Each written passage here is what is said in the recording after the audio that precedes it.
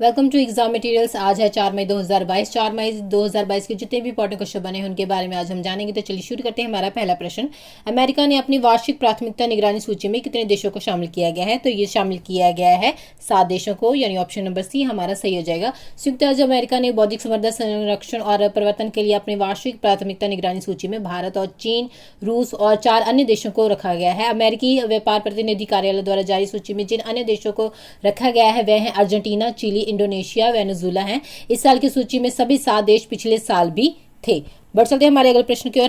हमारा अगला प्रश्न है, अंतर्राष्ट्रीय अग्निशामक दिवस कब मनाया जाता है? तो ये मनाया जाता है 4 मई को, यानी ऑप्शन नंबर ए हमारा सही हो जाएगा। अंतर्राष्ट्रीय अग्निशामक दिवस यानी IFFD हर साल 4 मई को मनाया जाता है। 4 मई 1999 यानी 1999 को ऑस्ट्रेलिया में एक झाड़ी में आग लगने से दुखद परिस्थितियों में 5 अग्निशामकों की मृत्यु के कारण दुनिया भर में एक प्रस्ताव ईमेल के बाद स्थापित किया गया था। 4 मई कई यूरोपीय देशों में एक पारंपरिक अग्निशामक दिवस हुआ करता था, क्योंकि वह अग्निशामकों के संरक्षण संत फ्लोरियन का दिन होता था। और अंतर्राष्ट्रीय अग्निशमन दिवस के मुख्य पहलुओं में से एक आग की रोकथाम और अधिक गहन प्रशिक्षण की आवश्यकता है। दुनिया भर के अग्निशमक और उनकी एजेंसियां लगातार आग की रोकथाम पर जोर दे रही हैं। अग्निशामकों को जीवित रखने और उनके परिवारों को घर देने के लिए सबसे सुरक्षित तरीका प्रशिक्षण है, यानी ट्रेनिंग के माध्यम से ही उनके जीवन का बचाव किया जा सकता है।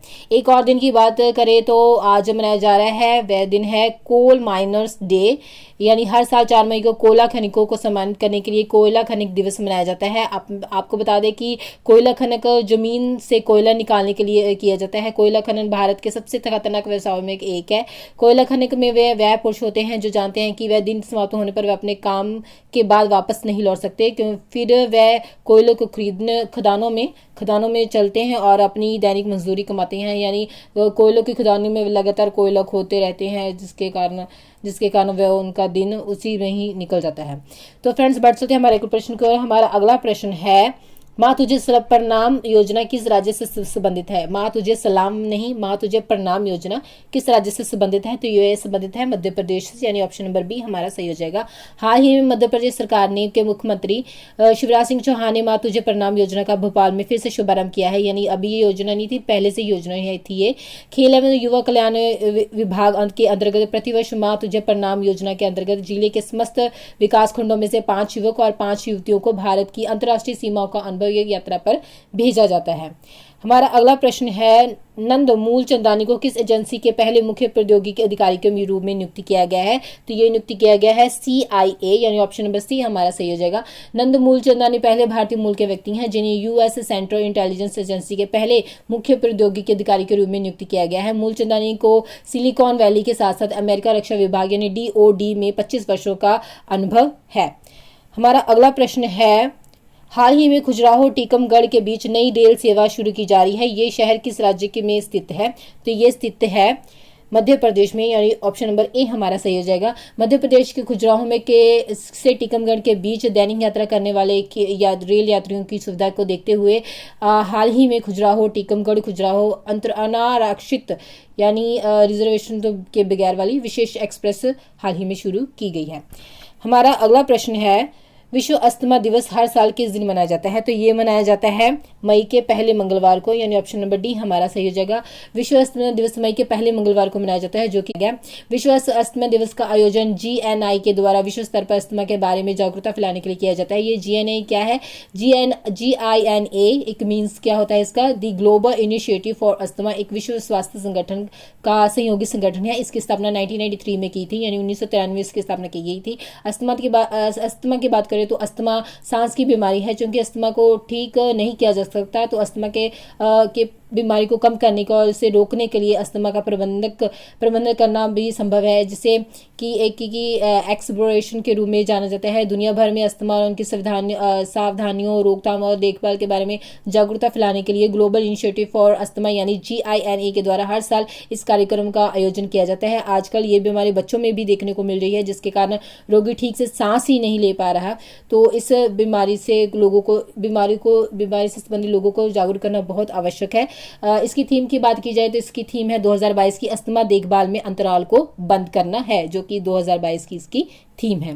बढ़ सकते हैं हमारे अगले प्रश्न की ओर। हमारा अगला प्रश्न है, किस देश ने अपने एथलीटों को एशियाई खेलों में भेजने से मना कर दिया है? तो वह मना कर दिया गया है ऑस्ट्रेलिया के द्वारा, यानी ऑप्शन नंबर बी हमारा सही हो जाएगा। ऑस्ट्रेलिया ने हाल ही में कहा है कि वह इस साल चीन में हांगझो हांगझो में होने वाले एशियाई खेलों में एथलीट नहीं भेजेगा, क्योंकि ये कार्यक्रम शंघाई में 200 किलोमीटर भी कम दक्षिण पश्चिम में 10-25 सितंबर तक हांगझो में आयोजित होने वाला है, जो कि अभी कोविड-19 के प्रकोप से जूझ रहा है। हमारा अगला प्रश्न है, किस राज्य की सरकार द्वारा भारत में अपनी तरह की पहली परियोजना जीन बैंक को मंजूरी दी गई है? तो ये मंजूरी दी गई है महाराष्ट्र सरकार के द्वारा, यानी ऑप्शन नंबर बी हमारा सही हो जाएगा। महाराष्ट्र कैबिनेट ने भारत में अपनी तरह की पहली परियोजना महाराष्ट्र जीन बैंक को मंजूरी दी है। महाराष्ट्र में समुद्री विविधता, स्थानीय फसलों के बीज और पशु विविधता सहित आनुवांशिक संसाधनों का संरक्षण करना है। अगले 5 साल फोकस क्षेत्रों पर 172.39 करोड़ रुपए की राशि इसमें खर्च की जाएगी। बॉम्बे की बात की जाए तो इसकी कैपिटल क्या है? महाराष्ट्र। सीएम कौन है? उद्धव ठाकरे। और गवर्नर कौन है?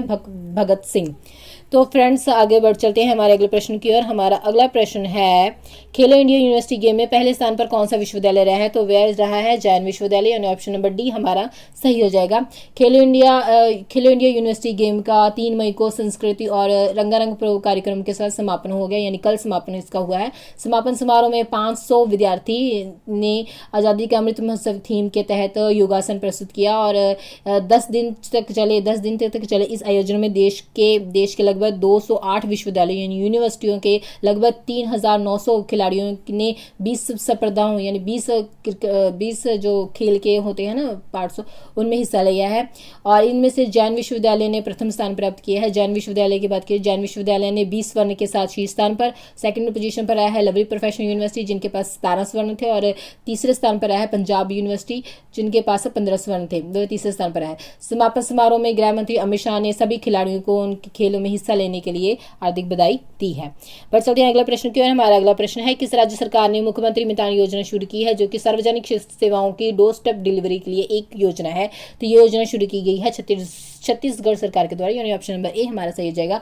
छत्तीसगढ़ के मुख्यमंत्री भूपेश बघेल ने मुख्यमंत्री मितान योजना, यानी मितान का क्या अर्थ होता है? एक दोस्त की शुरुआत की है, जिसे छत्तीसगढ़ के रायपुर, दुर्ग, बिलासपुर और राजनांदगांव जैसे शहरों के साथ 14 नगर निगमों में पायलट आधार पर लागू किया जाएगा।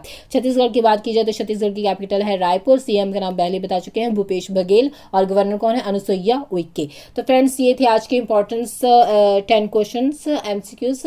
अगर आपको वीडियो अच्छी लगी तो आप इसे लाइक और शेयर करें। अगर आप चैनल पर नए हैं तो इसे चैनल को सब्सक्राइब करें। धन्यवाद।